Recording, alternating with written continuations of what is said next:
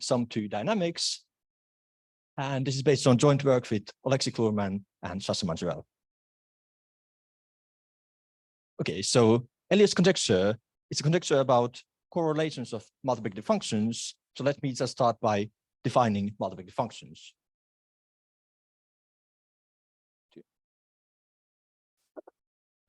Okay, so a function from natural numbers to complex numbers is called multiplicative if g of m times n is g of m times g of n whenever m and n are co-prime.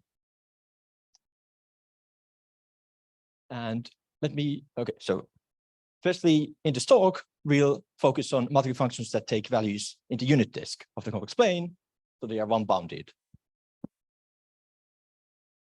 And let me give a couple of examples of important such multiplicative functions. So firstly, we have the Liouville function, which is -1 to the total number of prime factors of n counted with multiplicities. Secondly, we have the close relative of that, the Möbius function, which is the same as the Liouville function, but restricted to square free numbers, so numbers that have no divisor of the form prime squared. And as a kind of generalization of the Liouville function, it's also a multiplicative function if you take -1 to the number of prime factors of n from a subset of the primes. So take any subset script p of the primes and take -1 to the total number of prime factors of n from this set p. So that's also a multiplicative function. And finally, class of multiplicative functions that features frequently in this talk are the so-called twisted Dirichlet characters. So functions of the form a Dirichlet character times n to the it. So the function n to the it is multiplicative, and so it's any Dirichlet character. So the product is multiplicative. So just to recall, a Dirichlet character is a completely multiplicative function. So chi of m times n is chi of m times chi of n for all m and n, and it has some finite period q. And chi of n is 0 whenever n is not co-prime to the period. Okay, so these are some examples of multiplicative functions. And so there are two things that we want to understand about multiplicative functions in this talk. So one of them is the mean values of multiplicative functions. So if you take any one-bounded multiplicative function, can we evaluate the mean value of the function as summation then goes to infinity? And if you can do that, can you also evaluate the correlation limits? So if you take kind of a shifted product of the multiplicative function, when do these limits converge to 0? So that's the question. And so it's convenient to introduce what's called the pretentious distance of Granville and sound on the space of multiplicative functions.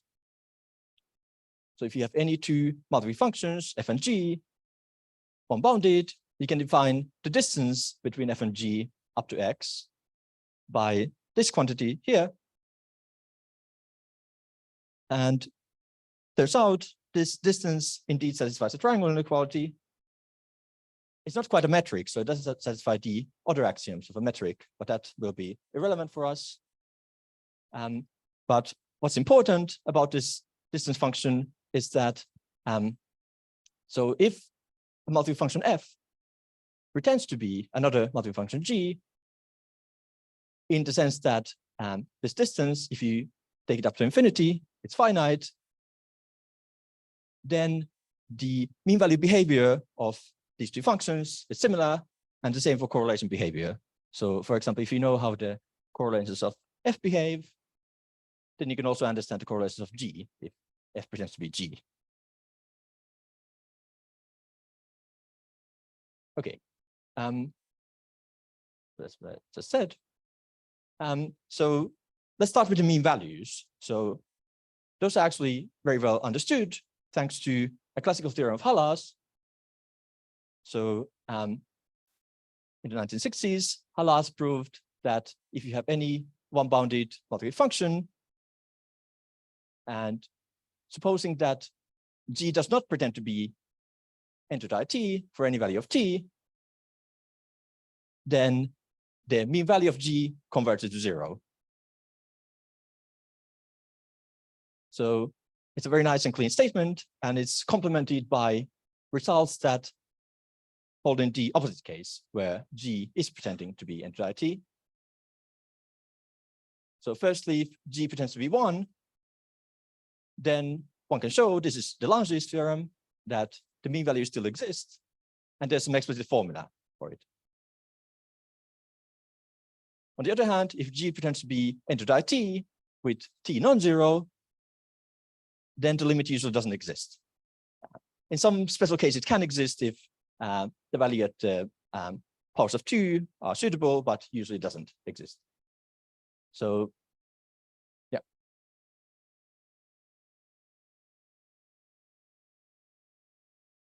Yeah, with logarithms it does. Yeah, because then n t kind of is no problem. It has mean value 0. Yeah, that's a good point.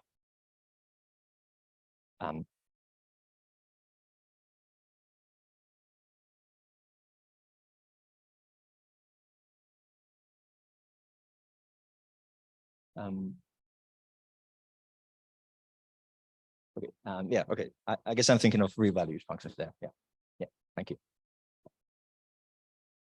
Okay. So anyway, we have a complete characterization of when a mean value of a multiplicative function exists and what the value is. Okay. So we have a good understanding of the mean values. What about the correlations? So Elliott in 1990 made a conjecture about these, which is kind of a direct generalization of Halas's theorem. So the hypothesis is very similar, but it's about correlations now. So if you take any tuple G1 up to Gk of one-bounded multiplicative functions, and any tuple H1 up to Hk of natural numbers, distinct, then supposing that one of these functions, let's say G1, does not pretend to be any twisted character chi-n n t,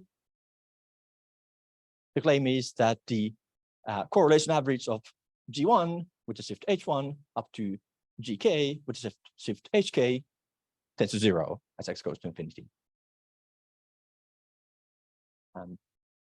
So note that here we only need one of these multiplicative functions to be not pretended to be chi-n n t. Okay, so a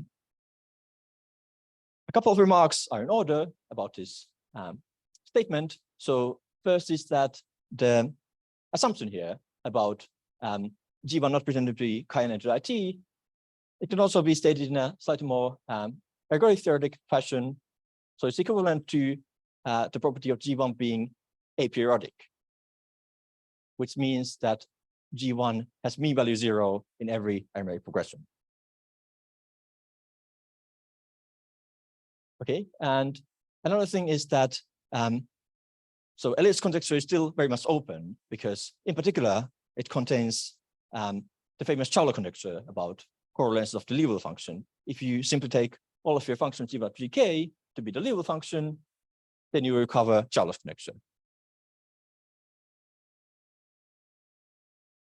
And so one thing one might wonder about is this hypothesis necessary? So what if G1 does pretend to be chi-n n t? What do we expect then? Well, in that case, we usually don't expect the limit to be 0. In fact, it might not even exist.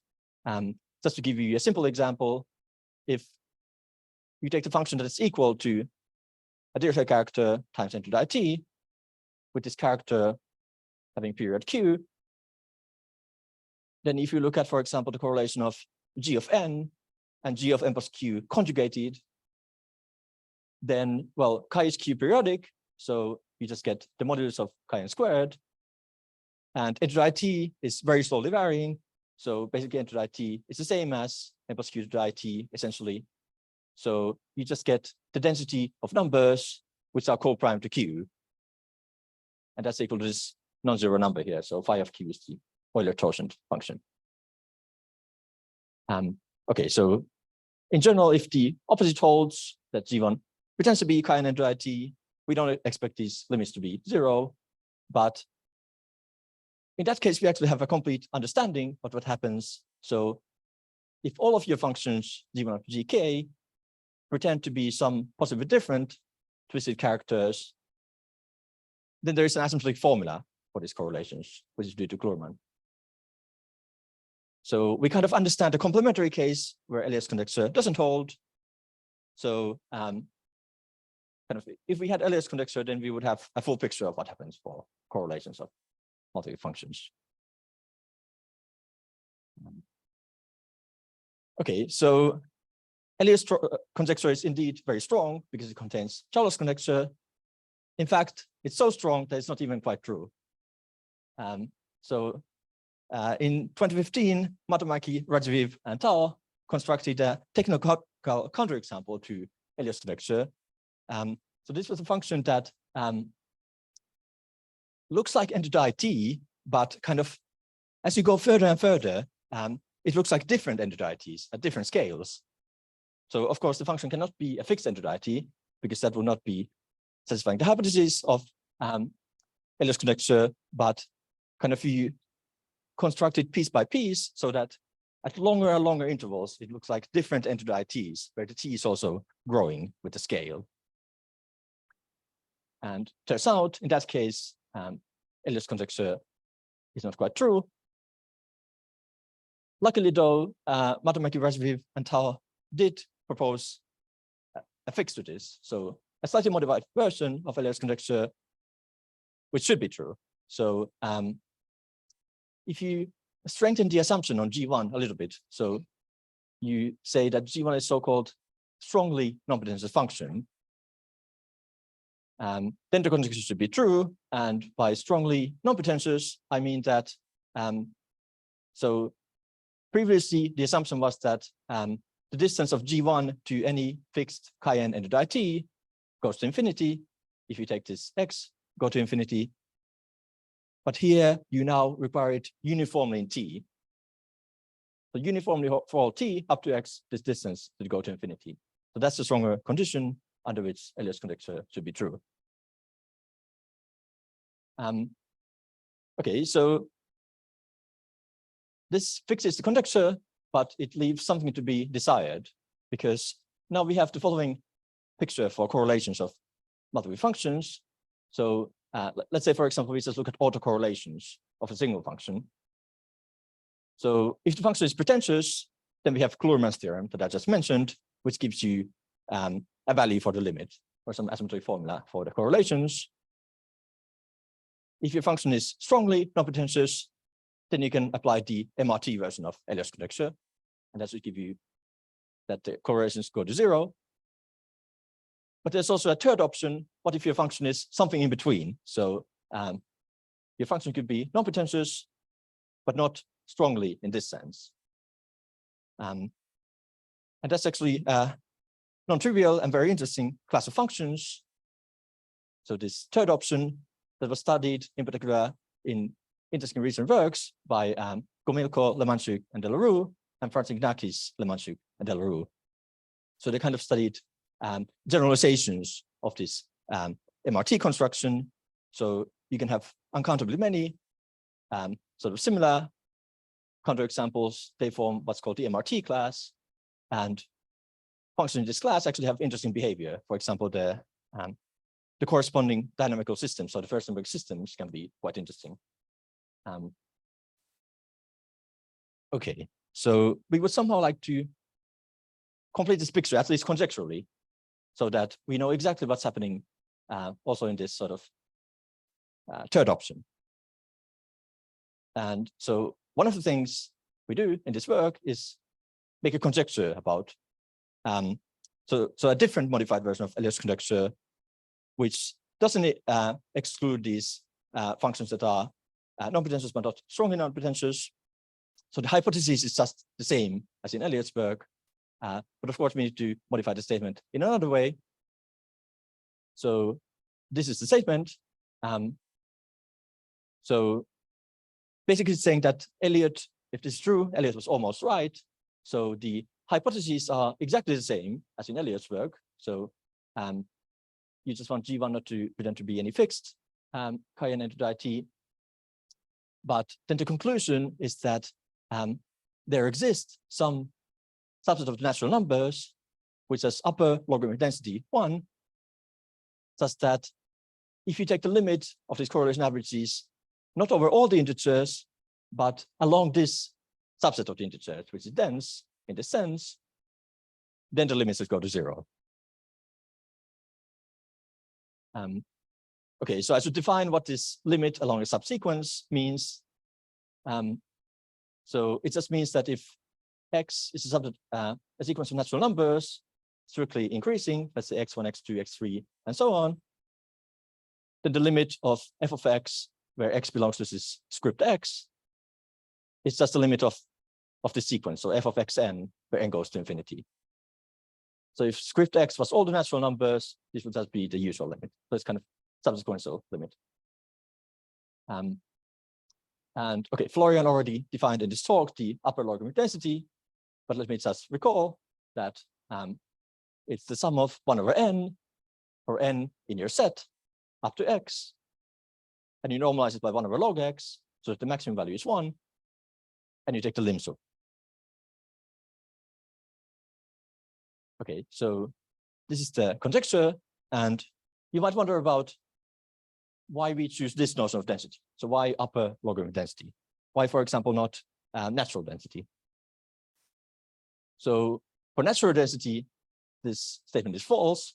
That's actually quite easy to see, because if you have some function that violates Elliott's conjecture, so the original formulation, well, if you change your scale a bit, so if you change from x to, let's say, 1 plus epsilon times x, where epsilon is small, the value of this correlation cannot change very much. So the mean value or the correlation will still be large if you move a little bit by sort of in shorter than dyadic segments. And that means that you cannot hope for such a statement for natural density. Okay, you might ask, can you have this for lower logarithmic density 1 that would be stronger? So then you would have lim inf here. But that's actually also not true, because the MRT functions violate this property. So there can be some very long intervals, a very sparse sequence of very long intervals where the correlation is actually large. But we do believe that in the upper logarithmic density, this should go to 0. Okay, are there any questions at this point?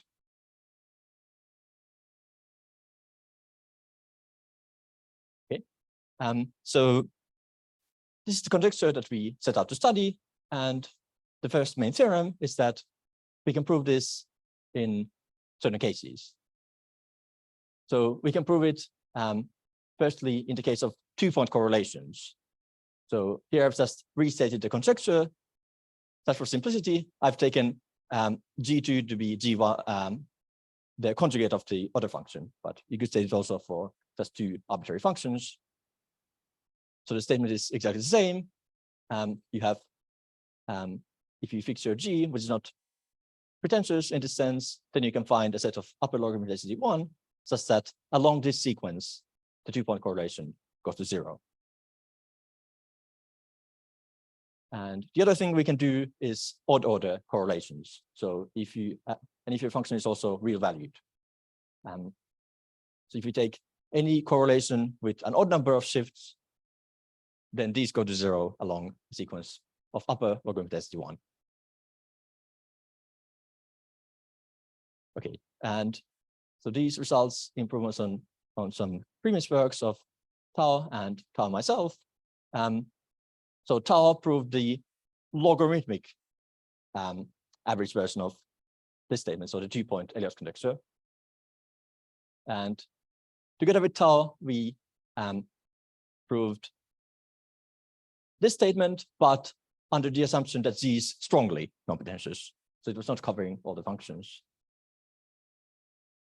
And for the second statement, Tao and I proved it, but under a yet stronger non-pretentious assumption which was this kind of assumption.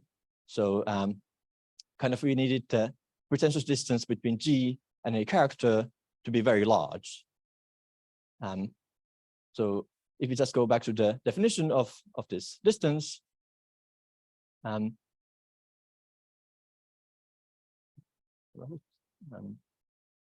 yeah, so you can see that the biggest that this could be by Mertens's theorem is about square root of log of x up to a constant.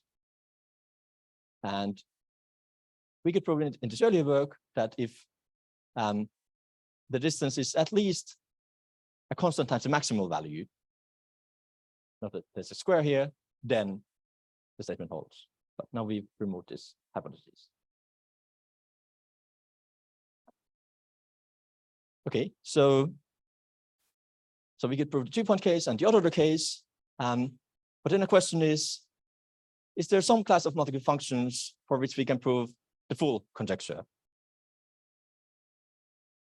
And indeed, we could construct such a class. So we also showed that if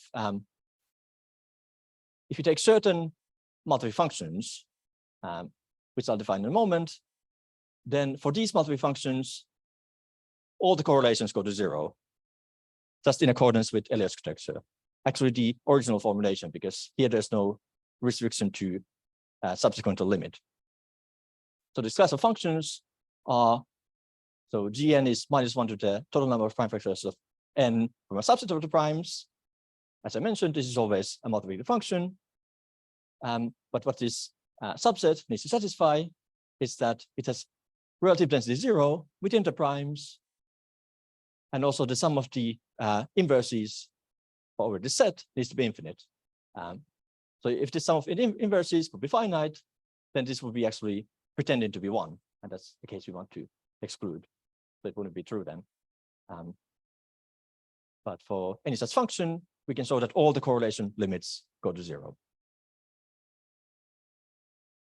Okay, and here we get to the dynamical part, because it's known that Charlot's conjecture implies Sanger's conjecture on Möbius disjointness.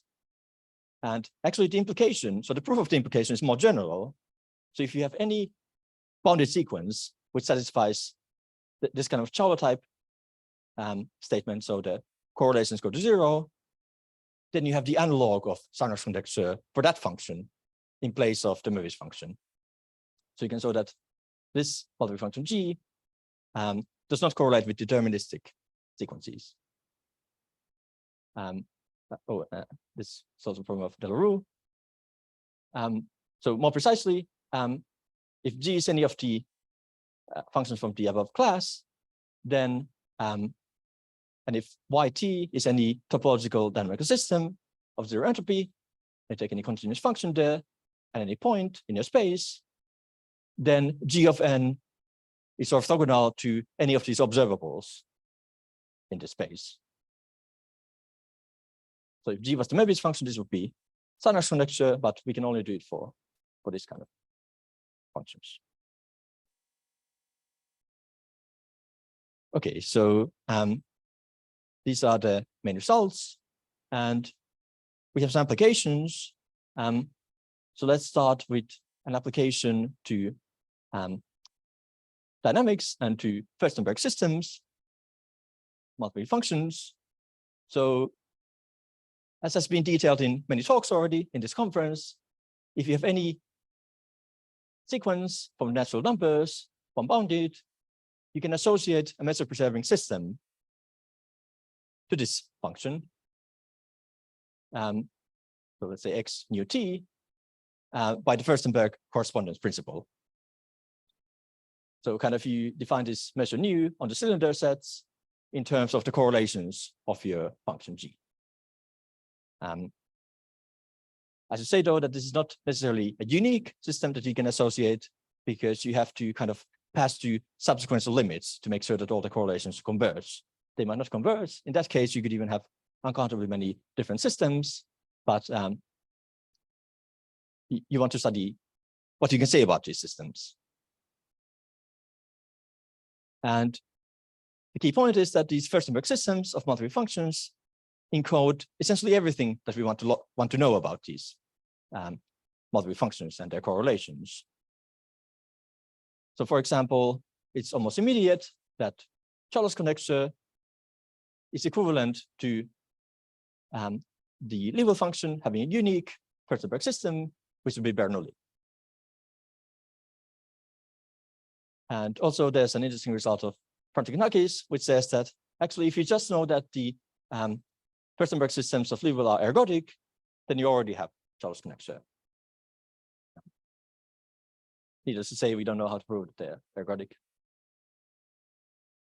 And Frantikinakis and Host also made a very interesting conjecture about what these Furstenberg systems should look like in general for multiple functions, let's say real valued ones, one-bounded.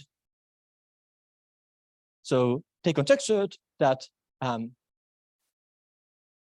for such multiple functions, there's always a unique Furstenberg system, and it should be ergodic and isomorphic to the direct product of an ergodic automator, so an inverse limit of periodic systems, and the Bernoulli system. So you can have the Bernoulli behavior as for the Liouville function, or you can have some much simpler behavior like an inverse limit of periodic systems, or you can have kind of a mixture of these two. Okay, and Frantikinakis and Host proved a structural theorem for multiple functions, which goes in the direction of this conjecture.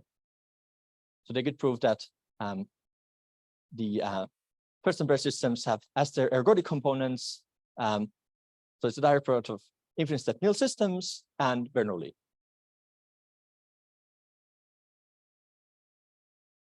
Okay, and so using our result about a class of multiple functions that satisfies Elliott, we can approach this conjecture kind of from the opposite direction. So we can try to construct multiple functions with a given Furstenberg system. Now that's a non-trivial task. For example, it's not even a priori clear how to construct a multiple function whose unique Furstenberg system is Bernoulli.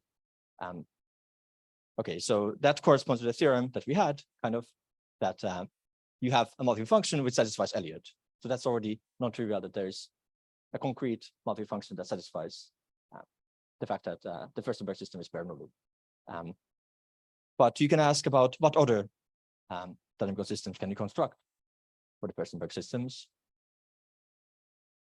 And so using our result, we can show that if you take any pretentious multiple function, meaning one pretentious, taking value 0, 1, so it turns out that these multiple functions always have a unique Furstenberg system.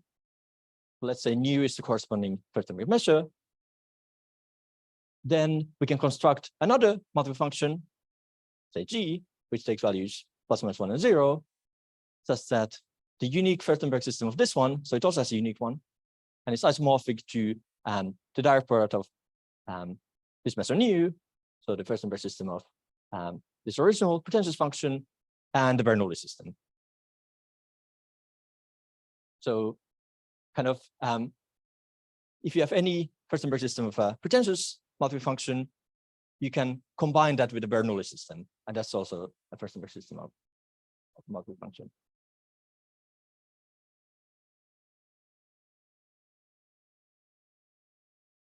Well, if it's, do you mean like if the function takes values between -1 and 1?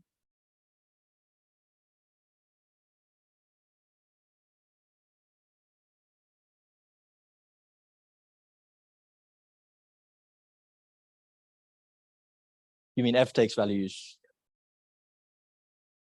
Yeah, I think that's okay. Yeah.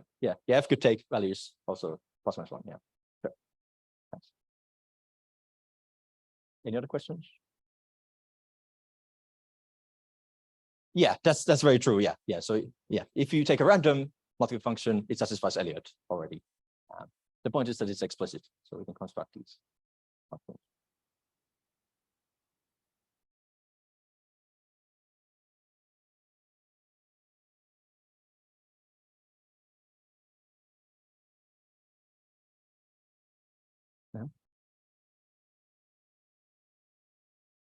So if you assume Elliott's conjecture,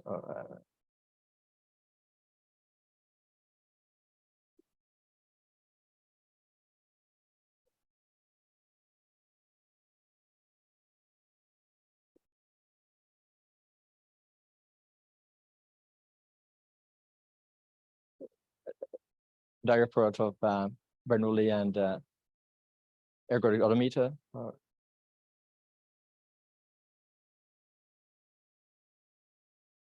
pointwise convergence of the correlations. Okay, yeah, okay, I got it. Yeah, okay. Okay, so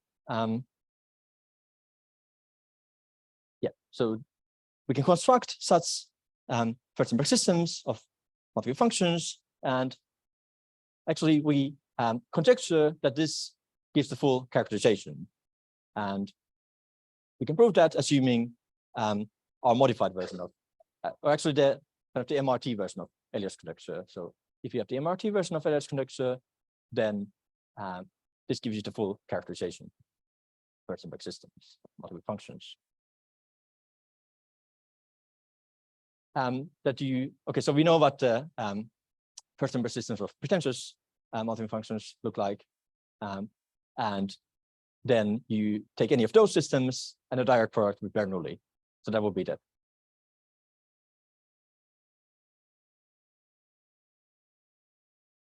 Yeah, that's completely true. Yeah. So indeed, there's works of Bergelson, Kulaga, Prisimus, Lemanchuk, Richter, and Francis-Knakis, Lemanchuk, and Delarue that completely characterize the Furstenberg systems of pretentious multiple functions. So in that sense, we assuming that this is a characterization, we know exactly what these systems look like. Okay, so that's one application, and let me give another one, which is sort of combinatorial flavored. It's about what kind of sign patterns can you find in multiplicative sequences. So we say that a multiple function G is completely multiplicative if G of Mn is G of M times G of N for all M and N. And then you can ask, if you take some sign pattern, let's say plus plus plus plus, can you characterize the multiple functions that don't take this pattern? So let's say 4 consecutive pluses in the values of this sequence. So this question has been studied already quite a while ago. So sure, characterize the pattern plus plus plus. So he showed that there's a set of exactly 2 completely multiple functions taking plus minus 1 values, such that if you take any other completely multiple function taking plus minus 1 values, then you always get the pattern plus plus plus in the sequence for infinite many n. And okay, we know what these 2 exceptional functions are. So they are essentially the non-trivial Dirichlet character of period 3. But of course, you cannot take quite that function because it takes the value 0, but you have to modify it at the prime 3 to make it plus minus 1 valued. So you can take either modification, either value of 3 is 1 or minus 1, and you can easily check that those are those functions don't specify this statement. So you never find 3 consecutive plus ones in these frequencies. Okay, so soon after Schur's theorem, Hudson conjectured that we also have a characterization of length 4 sign patterns in completely multiple sequences. So Hudson conjectured that there's a collection of exactly 13 multiple functions, such that if G is any other multiple function, then you always take the pattern plus plus plus plus in this sequence. Okay, I'm not going to write what these 13 functions are, but they're also quite simple. So similar to Schur's example, except you take different Dirichlet characters. So you take some Dirichlet character modulo some prime p, where p is a relatively small prime, and you modify it at the prime p. So for certain small values of p, this is a counterexample. It turns out there's only finitely many of them. Okay, so using our results about 2-point and odd-order Elliott, we could prove this. So we proved Hudson's conjecture. In fact, we proved it in a slightly stronger form, where not only so if G is not one of these 13 bad functions, not only do we have this pattern infinitely often, but we have it with positive lower density, the natural density.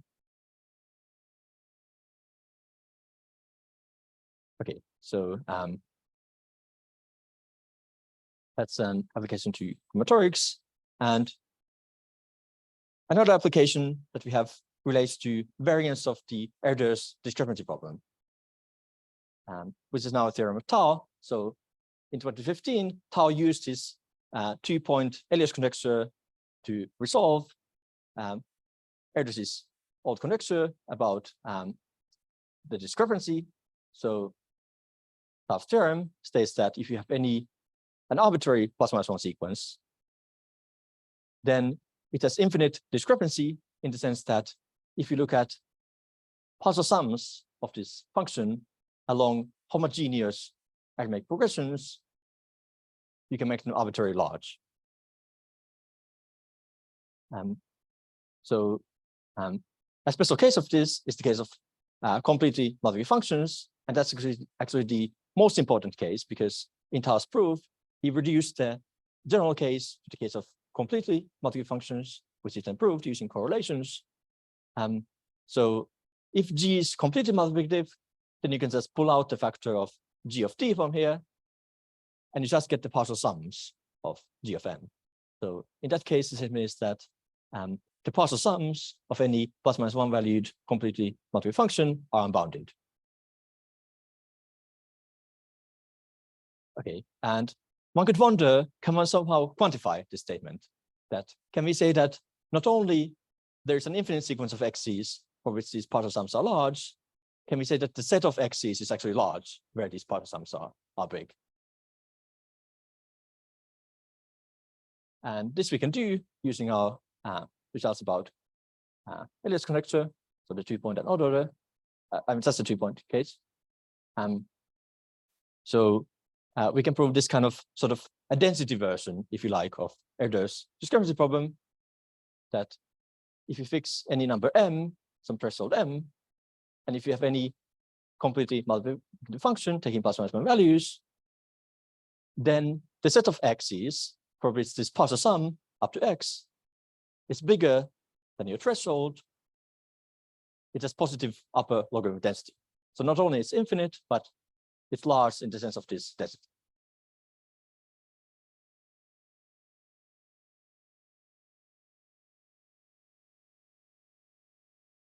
Sorry. Yeah, there is at least in our proof. Yeah, so the density somehow depends on m.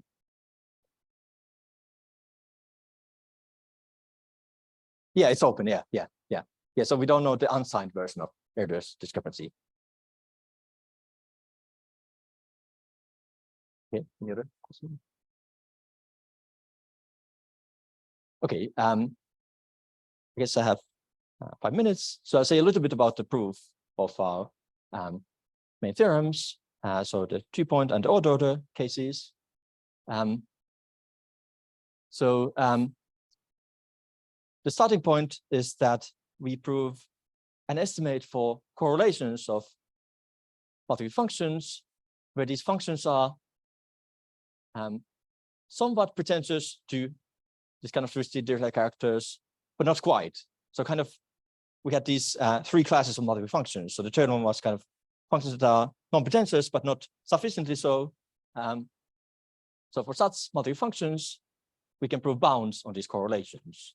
So these conditions look a bit technical, but kind of this is saying that, okay, so there exists some fixed Dirichlet characters and some real numbers tj, such that gj pretends to be chi j into the itj, at the local scale from x to the epsilon to x. So on these superdyadic intervals, or you could just fix one x, and in the superdyadic interval, your function looks like a character. But if you look at it globally, all the way from 1 to x, actually it's pretty much far away from these characters. So 1 over epsilon, think of epsilon as going to 0. So this number is large, it goes to infinity, but this number is small, so it goes to 0. So kind of locally, it looks like chi n into it, but not globally. So for these functions, we could prove this kind of bound for the correlations. And this was using a bit of sieve theory and some Euler product estimates. I won't say more about that. So then we need to combine that result with something else. So for the 2-point case of our result, we also needed to strengthen the earlier result of tau and I a little bit to the following form, that if you have any function a tending to infinity as x goes to infinity, and if you define this set, okay, so this is kind of a set where the distance between g and chi n into it uniformly with t is bigger than this function a of x. So think of a of x as growing very, very slowly to infinity. So suppose that this set where the distance goes to infinity with some speed, any speed you like, is infinite, then there is a set of upper logarithmic density 1 such that along this set, the 2-point correlation goes to 0. So our earlier result with tau was kind of the case where the set S is everything. So S is all the natural numbers. So remember that the assumption that we had in the earlier work was that this distance goes to infinity along all the x's. But here we're kind of saying that it just goes to infinity along some set of x's. Okay, so this we proved actually with a slightly simpler argument than what we have for the earlier for the this weaker result. So we followed Tau's 2-point, the proof of the 2-point Elliott conjecture, but we managed to avoid some of the technical things in the earlier work, things like the Hardy-Littlewood maximum inequality that we applied, and some results about approximate homomorphisms. So it turned out we didn't need them actually to get this bit stronger result. Okay, so this, then we can combine these two things. So, so the result on the previous slide says that the only way we would not have our statement is if G looks like some twisted Dirichlet character, where this twisted Dirichlet character could depend on X. So at different scales, you could have different bad characters, let's say into the ITX. And so the only problem is if this distance grows as slowly as you like, let's say triple log, it doesn't matter which function you put there. But using a bit of the theory of the pretensors distance, we could show that if you have this kind of condition for a positive upper logarithm density 1, sorry, it's just a positive logarithm density of x's, then you can actually boost this condition to having it for all x. So for all x, you must have some fixed Dirichlet character and some fixed entity IT, such that G pretends to be chi n into IT in this sense. So there's some kind of rigidity that if you have this for a dense set of x's, you have it for all x's. And finally, if you have this kind of functions, then you can apply the result we had about sort of slightly non-pretentious functions. So if this distance is growing very slowly, then for most intervals from x to the epsilon to x, this distance must be small. That's by the Pigeonhole principle. All of these distances cannot be large, otherwise this whole distance would be rather large. So we are in the situation where locally Gn looks like a character, but not globally, because by assumption, we assume that G is non-pretentious. And therefore, we can apply the result I had a couple of slides ago about correlations of such functions. So if you have locally, your function looks like a character, but not globally. And that's roughly speaking how we prove the result for the 2-point case. Okay, I think that's all I want to say. Thanks a lot for listening.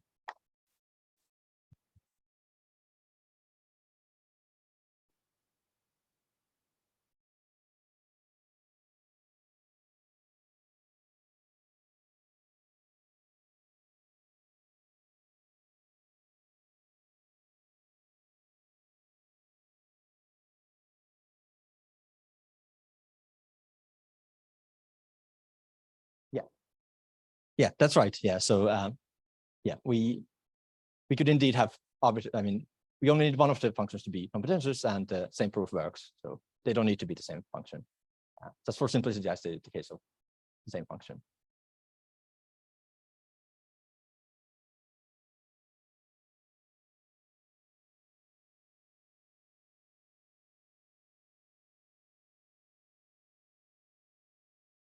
There was, yeah.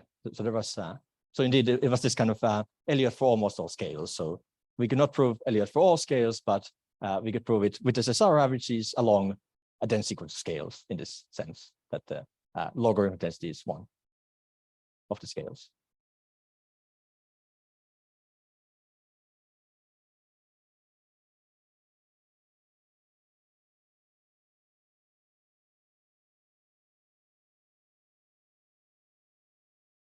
We haven't tried that. At least our methods are not helpful for that.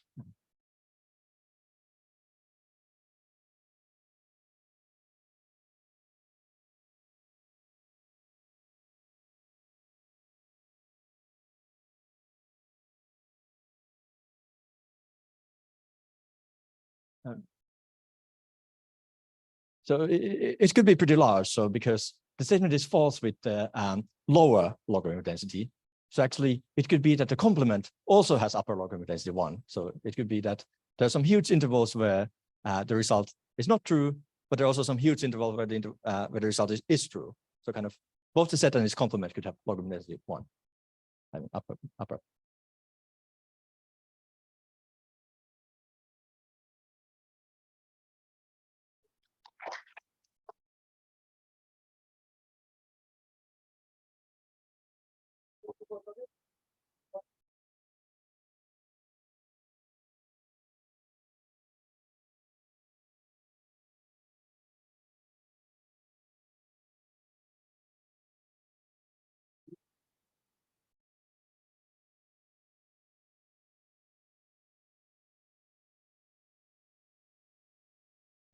We prove something like this. If we have so if we consider that this kind of this is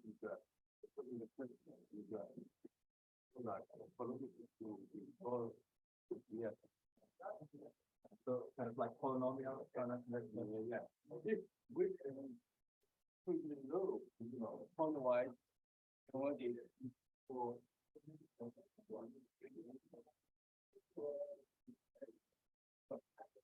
any polynomial.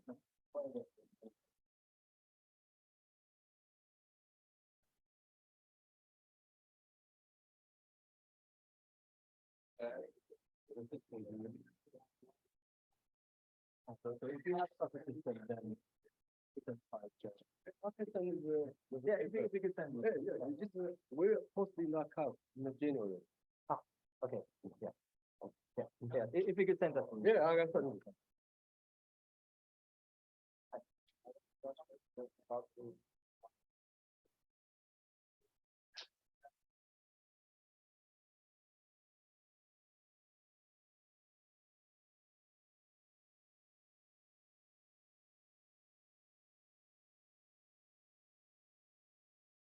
Yeah, as long as the some teamwork. That's the condition. Yeah.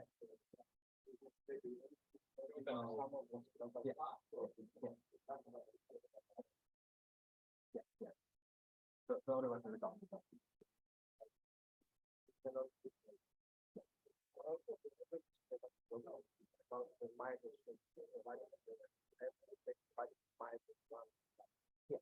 What about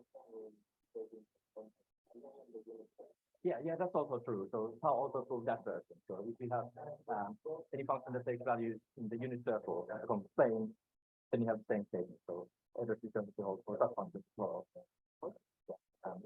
In our paper, we didn't consider the general case, but I would guess that our proof also works for that. But we also only did the part 1. Proof is work. Yeah.